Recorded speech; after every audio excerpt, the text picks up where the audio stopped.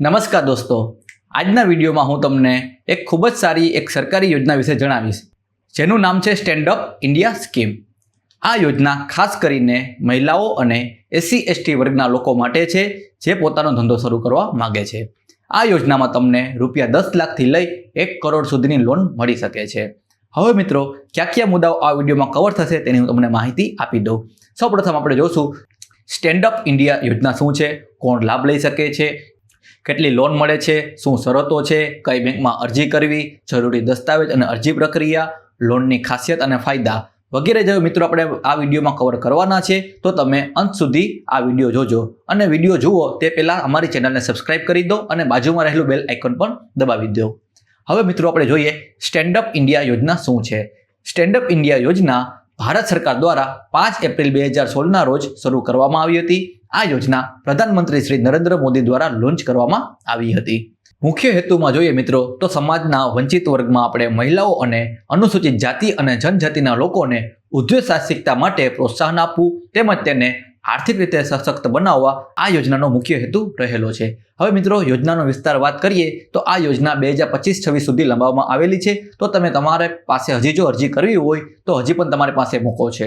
હવે મિત્રો, કયા ક્ષેત્રમાં તમને લોન મળશે તો તમે manufacturing, service sector, trading sector અને કૃષિ સંબંધિત પ્રવૃત્તિ માટે તમે અરજી કરી શકો છો.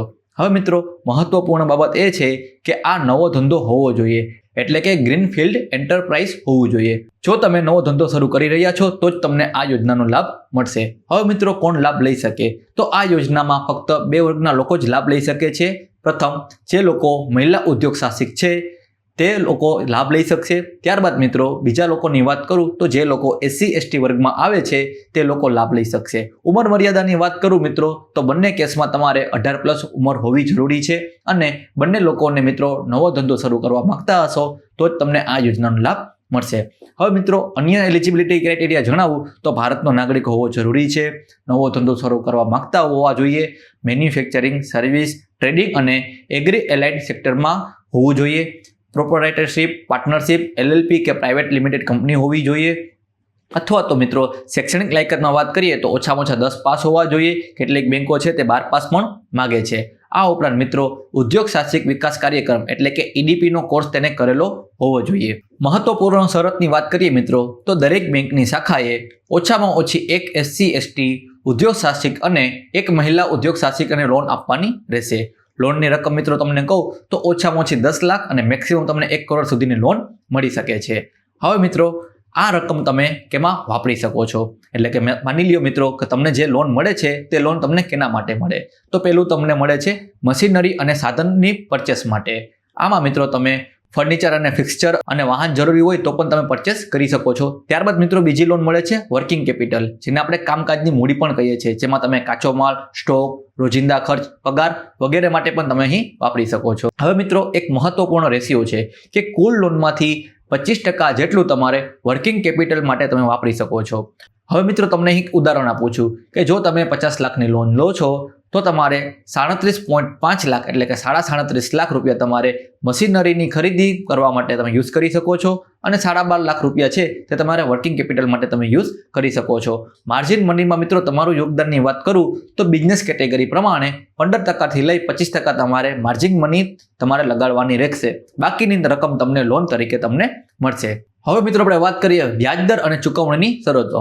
તો વ્યાજદરમાં મિત્રો base rate +3% plus annual premium, અને સાદી ભાષામાં કહું મિત્રો તો તમારે 8થી લઈને 10% જેટલો વ્યાજદર રહેશે. અને ક્યારેક મિત્રો બેંક હોય તો બેંક પ્રમાણે પણ ડિપેન્ડ કરે છે કે તમારો વ્યાજદર કેટલો હશે. આ ઉપરાંત મિત્રો મહત્વપૂર્ણ બાબત એ પણ છે કે વ્યાજદર RBI દ્વારા નક્કી થાય છે અને સમય પર બદલાય છે, તે વસ્તુનું તમારે ધ્યાન રાખવાનું રહેશે.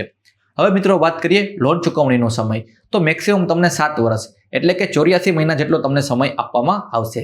આ ઉપરાંત મિત્રો મોરેટોરિયમ પીરિયડ એટલે કે રાહત સમય પણ આપવામાં આવશે, જેમાં તમને 18 મહિના સુધી ફક્ત તમારે વ્યાજ ભરવાનું રહેશે. મૂળ રકમ પાછી કરવાની જરૂર રહેતી નથી. આ સમય દરમિયાન તમારે તમારા ધંધાને સેટલ કરવાનું રહેશે. એક ઉદાહરણ તમને આપું છું. માની લ્યો કે જો તમે જાન્યુઆરી 2026માં તમે લોન લો છો તો જુલાઈ 2027 સુધી ફક્ત તમારે વ્યાજ જ ભરવાનું રહેશે. ઓગસ્ટ 2027થી તમારે મૂળ રકમ પ્લસ વ્યાજ બંને ભરવાનું શરૂ કરવાનું રહેશે. તેમજ જાન્યુઆરી 2033 સુધી તમારી લોન પૂરી થશે. હવે મિત્રો અન્ય ખર્ચની વાત કરું તો પ્રોસેસિંગ ફીની વાત કરીએ તો લોનની રકમમાં તમારે 0.5% લઈને 1% સુધી હોય છે. ઇન્સ્યોરન્સ માટે, મશીનરી અને સ્ટોક માટે ઇન્સ્યોરન્સ જરૂરી છે, કોઈ હિડન ચાર્જ છે નહીં. હવે મિત્રો વાત કરીએ કઈ બેંક દ્વારા તમને લોન મળે, તો જે સરકારી બેંકો છે, જે પ્રાદેશિક ગ્રામીણ બેંકો છે, અથવા તો આરઆરબી આ લોન આપે છે. ખાનગી બેંકો છે, આઈસીઆઈસી બેંક છે, એચડીએફસી બેંક છે, એક્સિસ બેંક છે કે અન્ય કોઈ પણ પ્રાઇવેટ બેંક છે જે તમને આ લોન આપે છે. હવે મિત્રો સૌથી સારું એ છે કે જે બેંકમાં તમારું અકાઉન્ટ હોય ત્યાં જ તમારે અરજી કરવાથી પ્રક્રિયા ઝડપી અને સરળ બનશે. આ ઉપરાંત મિત્રો એક સ્ટેન્ડઅપ કનેક્ટ પોર્ટલ છે જેના પર તમારે જઈ અને ઓનલાઈન અરજી પણ કરી શકો છો. ત્યારબાદ આપણે આગળ વધીએ જરૂરી દસ્તાવેજ. તો લોન માટે અરજી કરતી વખતે આટલા ડોક્યુમેન્ટ તમારે રાખવા પડશે, જેમાં તમારે ઓળખના પુરાવા માટે આધાર કાર્ડ છે, પાન કાર્ડ છે, વોટર આઈડી કાર્ડ છે, પાસપોર્ટ છે, ડ્રાઇવિંગ લાયસન્સ છે વગેરે તમારે જરૂર પડશે. સરનામાના પુરાવા માટે આધાર કાર્ડ છે, લાઇટ બિલ છે, ટેલિફોન બિલની જરૂર પડશે, અથવા તો મિત્રો તમે રેશન કાર્ડનો પણ યુઝ કરી શકો છો. ત્યારબાદ મિત્રો કેટેગરી સર્ટિફિકેટની વાત કરીએ તો એસસી અને એસટી અરજદારો માટે જે જાતિનું પ્રમાણપત્ર છે તે મામલતદાર દ્વારા જારી કરવામાં આવેલું છે તે તમારે આપવાનું જરૂર પડશે. મહિલા અરજદાર માટે કોઈ ખાસ સર્ટિફિકેટની જરૂર નથી. આધાર કાર્ડમાં ફક્ત તમારે ફિમેલ છે તે જ તમારે ઇનફ થઈ જશે. ત્યારબાદ મિત્રો શૈક્ષણિક પ્રમાણપત્ર છે તો તમારે 10મી અથવા તો 12મીનું જે તમે પ્રમાણપત્ર કરેલું છે અથવા જે તમે ડિગ્રી કરેલી છે તેનું તમારે પ્રમાણપત્ર આપવાની જરૂર પડશે. વ્યાવસાયિક તાલીમનું સર્ટિફિકેટ તમારે જરૂર પડશે. આ ઉપરાંત મિત્રો વાત કરીએ તો વ્યાવસાયિક સંબંધિત દસ્તાવેજમાં તમારે પ્રોજેક્ટ રિપોર્ટ અથવા તો બિઝનેસ પ્લાન તમારે રજૂ કરવો પડશે, જેમાં તમારે તમારો ધંધો શું છે, કેટલું રોકાણ જોઈએ છે, કયા સાધનો અથવા તો મશીનરી લેવાની છે, કેવી રીતે આવક થશે, કેટલા સમયમાં લોન પરત થશે, માર્કેટ સર્વે અને સ્પર્ધા તેમજ 3 વર્ષના પ્રોજેક્શન માટે તમારે આટલી વસ્તુ બતાવવી પડશે. આ ઉપરાંત મિત્રો તમારે વ્યવસાયના પુરાવા માટે જીએસટીનું રજિસ્ટ્રેશન જો લાગુ પડતું હોય તો આપવાનું રહેશે. ઉદ્યોગ આધાર અથવા તો એમએસએમઈ રજિસ્ટ્રેશન જરૂર પડશે, ટ્રેડ લાયસન્સની જરૂર પડશે તેમજ શોપ એક્ટ લાયસન્સની તમારે જરૂર પડશે. નાણાકીય દસ્તાવેજમાં મિત્રો તમારે બેંક સ્ટેટમેન્ટની જરૂર પડશે જે તમારે છેલ્લા 6 મહિનાની આપવાની રહેશે. જો તમે રિટર્ન ભરતા હોય તો રિટર્ન છેલ્લા તમે 2-3 વર્ષની ભરેલી હોય તે તમારે અહીં રજૂ કરવી પડશે. અન્યમાં મિત્રો વાત કરું તો તમારે 2 થી 3 પાસપોર્ટ સાઇઝના ફોટાની જરૂર પડશે. પ્રોપર્ટી પેપર્સ આપવાની રહેશે. જો તમે માર્જિન મની માટે પ્રોપર્ટી મોર્ગેજ કરી રહ્યા હોય તો તમારે પ્રોપર્ટી પેપર્સની પણ જરૂર પડશે. હવે મિત્રો આપણે અરજી પ્રક્રિયા વાત કરીએ તો અરજી પ્રક્રિયા પહેલાં તમને હું ઓફલાઈન પ્રક્રિયા જણાવું છું. તો તમારે સૌપ્રથમ બિઝનેસ આઈડિયા નક્કી કરવો પડશે. ત્યારબાદ તમારે તમારો પ્રોજેક્ટ રિપોર્ટ બનાવવો પડશે. ત્યારબાદ મેં જેટલા ડોક્યુમેન્ટ કીધા તેટલા ડોક્યુમેન્ટ તમારે ભેગા કરવા પડશે. ત્યારબાદ મિત્રો તમે તમારી બેંકમાં જવું પડશે. કોઈ પણ તમે નજીકની બેંકમાં જઈ શકો છો. ત્યાં તમારે સ્ટેટઅપ ઇન્ડિયા સ્કીમ વિશે પૂછવાનું રહેશે અને તમારે અરજી ફોર્મ લેવાનું રહેશે. ત્યારબાદ મિત્રો તમારે ફોર્મ ભરવાનું રહેશે. બધી માહિતી સાચી અને સ્પષ્ટ ભરવાની રહેશે. દસ્તાવેજ તમારે જોડવાના રહેશે. બિઝનેસ પ્લાન સાથે તમારે સબમિટ કરવાનું રહેશે. ત્યારબાદ મિત્રો બેંક દ્વારા એક વેરિફિકેશન થશે. બેંક તમારી અરજીને ચકાસશે, તમારા બિઝનેસ પ્લાનનું મૂલ્યાંકન કરશે અને જરૂર પડશે તો તમારી ફિલ્ડ વિઝિટ પણ કરશે. ત્યારબાદ મિત્રોનું સ્ટેપ છે મંજૂરી અને લોન. મંજૂરી મળ્યા બાદ તમને લોન એગ્રીમેન્ટ થશે અને લોનની રકમ તમારા એકાઉન્ટમાં આવશે. ત્યારબાદ મિત્રો આપણે વાત કરીએ કે ઓનલાઈન પ્રક્રિયા શું કરવી, તો તમારે standupmitra.in નામની એક પોર્ટલ છે અથવા તો એક વેબસાઇટ છે જેમાં તમારે રજિસ્ટ્રેશન કરવું પડશે. ત્યારબાદ રજિસ્ટ્રેશન કર્યા બાદ તમારે લોગિન કરી અને અરજી કરવી પડશે. મેં જેટલા ડોક્યુમેન્ટ કીધા તેટલા તમારે અપલોડ કરવા પડશે. તમારે તમારી બેંક સિલેક્ટ કરવાની રહેશે. ત્યારબાદ તમારે સબમિટ કરવી પડશે. ખાસ કરીને નોંધ એ છે કે ઓનલાઈન અરજી કર્યા બાદ પણ તમારે બેંકમાં જઈને દસ્તાવેજ વેરીફાઈ કરવા પડશે. આ ખાસ નોંધ રહેલી છે. હવે મિત્રો સ્ટેન્ડઅપ ઇન્ડિયાની ખાસિયતો અને ફાયદા આપણે જોઈ લઈએ. તો મુખ્ય ફાયદા એ છે કે મોટી લોનની રકમ મળશે. તમને રૂપિયા 10 લાખથી લઈ 1 કરોડ સુધીની લોન મળશે. લાંબો ચૂકવણીનો સમય 7 વર્ષ સુધી મિત્રો તમને સમય મળશે. મોરેટોરિયમ પીરિયડ પણ મળે છે જેમાં તમને 18 મહિના સુધી રાહત મળશે.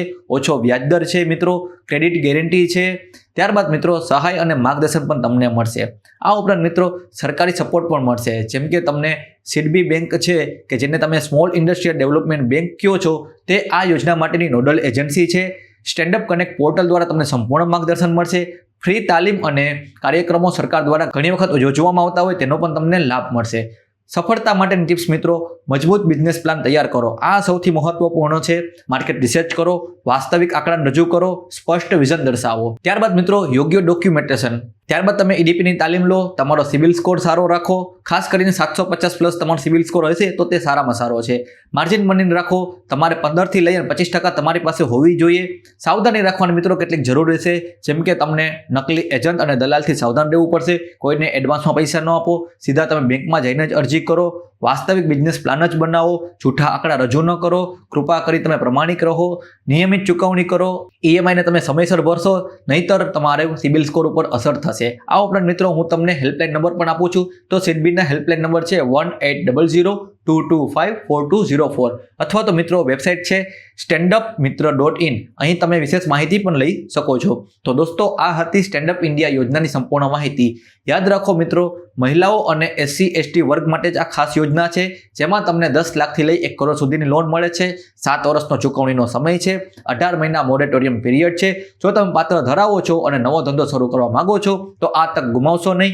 આ વિડીયો જો મદદરૂપ લાગ્યો હોય તો વિડીયોને લાઇક કરો, જરૂરિયાતમંદોને શેર કરો, સબસ્ક્રાઇબ કરો અને બેલ આઇકોનને દબાવો. કોમેન્ટમાં લખો તમારા અનુભવ અને પ્રશ્ન. હું તમારા પ્રશ્નોનો જરૂરથી જવાબ આપીશ. સરકારી યોજના અને રોજગાર માહિતી માટે આ ચેનલને સબસ્ક્રાઇબ કરતા રહો. આપની ઉદ્યોગ સાહસિક યાત્રા માટે તમને શુભેચ્છા આપું છું. જય હિન્દ, જય ભારત.